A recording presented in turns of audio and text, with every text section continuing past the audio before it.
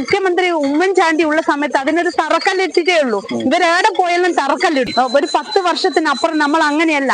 നമ്മൾ ആശുപത്രികളിൽ പോയാൽ ഡോക്ടർ ഉണ്ടാവൂല. യൂത്ത് കോൺഗ്രസ്സുകാർ പറഞ്ഞിട്ടുള്ളത് 30 വീടാണ്. ആ 30 വീടിന് തറക്കല്ലിട്ട് എന്നല്ലാണ്ട് വേറെ ഒന്നും അവിടെ നടന്നിട്ടില്ല. നമസ്കാരം. പിണറായിയുടെ നേതൃത്വത്തിൽ ഒരു മൂന്നാം ഭരണം വേണോ വേണ്ടയോ എന്നുള്ള ചർച്ച വോട്ടർമാർക്കിടയിൽ വ്യാപകമായി നടക്കുകയാണ്. നമ്മളൊരു സാധാരണക്കാരാണ്. നമ്മൾ സാധാരണക്കാർ ഇന്ന് ആസ്പത്രികളിൽ നമ്മൾ ഏറ്റവും കൂടുതൽ ആസ്പത്രികളെ ആശ്രയിക്കുന്നവരാണ്.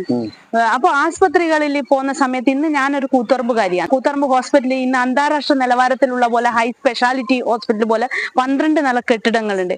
അപ്പൊ എല്ലാ വിഭാഗത്തിലും ഡോക്ടേഴ്സ് ഉണ്ട്. ഒരു കാര്യത്തിൽ നമ്മൾ പുറമെ ആശ്രയിക്കേണ്ട, മരുന്നിന് പോലും ഒന്നിനു പോലും ആശ്രയിക്കേണ്ട. ഒരു 10 വർഷത്തിനപ്പുറം നമ്മൾ അങ്ങനെയല്ല. നമ്മൾ ആശുപത്രികളിൽ പോയാൽ ഡോക്ടർ ഉണ്ടാവൂല. പിന്നെ നമ്മൾ എല്ലാം പുറമെ മരുന്ന് വാങ്ങേണ്ട സ്ഥിതിയിലേക്കാണ്. എല്ലാം ഇന്ന് ആശുപത്രികളിൽ സൗജന്യമായി നമുക്ക് നൽകുന്നുണ്ട്. അപ്പോ ഇങ്ങനെയുള്ള ഒരു സർക്കാർ പിന്നെ ഇന്ന് സ്കൂളുകള് ഞാൻ പെൻഡ്രൈവിലൂടെ സ്കൂളുകൾ കണ്ടാൽ തന്നെ ഹൈടെക് നിലവാരത്തിലാണ് കുട്ടികൾ പഠിക്കുന്നത്. ഇന്ന് പണ്ടത്തെ കുട്ടികൾ പോകുന്ന സമയത്ത് അത് സാധാരണ സ്കൂൾ പഠിക്കുന്ന കൂട്ടർ, മറ്റുള്ളത് പിന്നെ ഹൈ ലെവലിൽ പഠിക്കുന്ന കൂട്ടർ എന്നുള്ളതാണ്. ഇപ്പൊ എല്ലാവരും ഒരുപോലെയാണ്. പിന്നെ രണ്ടാമത് സർക്കാർ വേണോ നിങ്ങൾ ചോദിക്കുന്നതിന്റെ പ്രധാന കാരണം നമ്മൾ വയനാട് എന്ന് പറഞ്ഞാൽ ഇന്ന് ലോകത്തിന് മാതൃകയാണ്. പിന്നെ ഈ ടൗൺഷിപ്പ് ലോകത്തിന് മാതൃക മാത്രമല്ല, ഇനിയിപ്പോ ടൂറിസം വരും കാലത്ത് ടൂറിസത്തിന് പോലും ഏറ്റവും സാധ്യതയുള്ള സ്ഥലമാണ് പിന്നെ വയനാട്.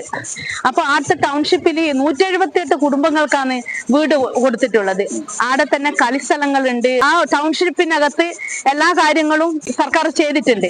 യൂത്ത് കോൺഗ്രസ്സുകാർ പറഞ്ഞിട്ടുള്ളത് 30 വീടാണ്. ആ 30 വീടിന് തറക്കല്ലിട്ട് എന്നല്ലാണ്ട് വേറെ ഒന്നും അവിടെ നടന്നിട്ടില്ല. എന്നാൽ ഡിവൈഎഫ്ഐ എന്നൊരു വലിയൊരു സംഘടന കൊടുത്തിട്ടുള്ളത് പിന്നെ 100 വീടാ. 100 വീടും പൂർത്തീകരിച്ചിട്ടുണ്ട്. അതെല്ലെന്ന് പറഞ്ഞാൽ ഈ സർക്കാരിന്റെ കാലത്ത് ഉണ്ടായതാണ്. അതുകൊണ്ട് തന്നെ ഈ സർക്കാരിനെ ചേർത്ത് പിടിക്കാനാണ് നമ്മൾ ആഗ്രഹിക്കുന്നത്.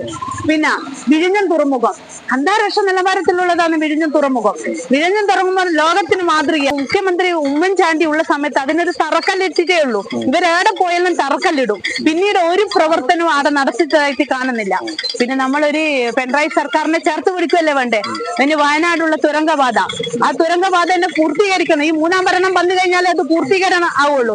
ഇനി അന്താരാഷ്ട്ര നിലവാരത്തിലേക്ക് പോകുന്ന സയൻസ് പാർക്ക് അഞ്ചരക്കണ്ടിയിലുണ്ട്. ഞാൻ പറഞ്ഞില്ല, ഞാനൊരു കൂത്തുപറമ്പുകാരിയാണ്.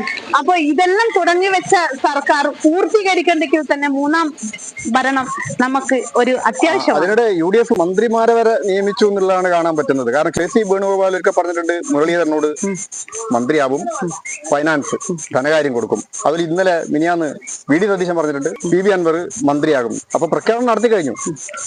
പ്രഖ്യാപനം നടത്തിക്കോട്ടെ. മുഖ്യമന്ത്രി തന്നെ പറഞ്ഞിട്ടുണ്ട് അവനവന്റെ മണ്ഡലം കിട്ടുമെന്ന് ആദ്യം നോക്കുമെന്ന് ചോദിച്ചിട്ടുണ്ട്. അവിടെ പ്രഖ്യാപനം നടത്തിക്കോട്ടെ, അവര് മന്ത്രിമാരെയെല്ലാം കണ്ടോട്ടെ. കഴിഞ്ഞ ഭരണത്തിൽ ഈ 10 വർഷ ഭരണത്തിൽ നമുക്ക് ഒരു പോലീസ് സ്റ്റേഷനിൽ പോവാന്ന് പറഞ്ഞു കഴിഞ്ഞാൽ നമുക്ക് പണ്ടല്ല ഒരു പേടി സ്വപ്ന. പക്ഷെ ഇന്ന് പോലീസ് സ്റ്റേഷനിൽ പോവാന്ന് പറഞ്ഞു കഴിഞ്ഞാൽ നമ്മൾ എന്താന്ന് പറഞ്ഞാല് നമുക്കൊരു സൗഹൃദത്തിന്റെ ഇതിലാണ്. കാരണം നമ്മൾ പരാതി സ്വീകരിക്കുന്നു, അത് സ്പോട്ടിൽ പരാതി സ്വീകരിക്കുന്നുണ്ട്. ഇപ്പൊ സ്ത്രീകളെല്ലാം കാര്യത്തിൽ പ്രത്യേക മുൻഗണന കൊടുത്തിട്ടുണ്ട് സർക്കാർ. പിന്നെ നമുക്ക് രാത്രികാലങ്ങളിലെ ലേഡുകൾ അകപ്പെട്ടു പോയി കഴിഞ്ഞാൽ പണ്ടെല്ലാം പറഞ്ഞു കഴിഞ്ഞാൽ നമുക്കൊരു പേടിയാ. ഇപ്പൊ സ്ത്രീകളായ പ്രത്യേകിച്ചും ഇപ്പൊ അതിനനുസരിച്ചിട്ടുള്ള പ്രത്യേക ഫോഴ്സിന്, അതായത് പിങ്ക് പോലീസ് എന്ന് പറഞ്ഞ സർക്കാർ നിയമിച്ചിട്ടുണ്ട്. അപ്പൊ ഇന്ന് എല്ലാം കൊണ്ടും സർക്കാരിന്റെ തണലിൽ തന്നെ നമ്മൾ സുരക്ഷിതാണ് എന്നുള്ളൊരു ബോധം നമ്മളിലുണ്ട്. അതുകൊണ്ട് പിണറായി 3 യാഥാർത്ഥ്യമാവണം എന്നാണ്. തീർച്ചയായിട്ടും യാഥാർത്ഥ്യമാവണം.